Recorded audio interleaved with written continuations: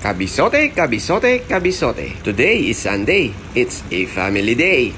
Kapag kumpleto ang pamilya, kailangan hainan mo sila ng masarap-sarap na potahe. Bistek Tagalog ang recipe natin ngayon mga kabisote. At dahil nakatipid tayo sa mga nakaraang recipe natin, baka ngayon ang lulutuin natin. Meron tayo ditong 1 kilo na beef, titimplahan lang natin to, then rekta salang na. Ilalagay ko na rin po sa screen yung mga ingredients na ginamit natin para mas madali ninyong sundan. Screenshot lang po ninyo mga kabisote ha. After mamekos-mekos, pakuluin mo lang for 5 minutes.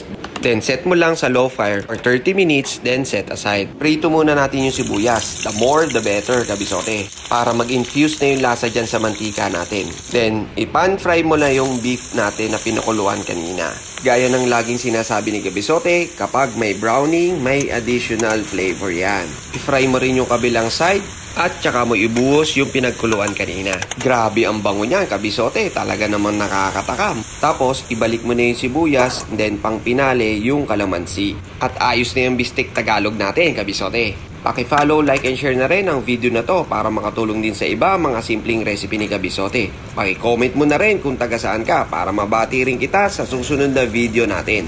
Aro, Diyos ko, kanyama na po. Bakbakan na naman tayo sa kanin nito mga kabisote. O, ano pang hinihintay mo kabisote? Tara, kakain na!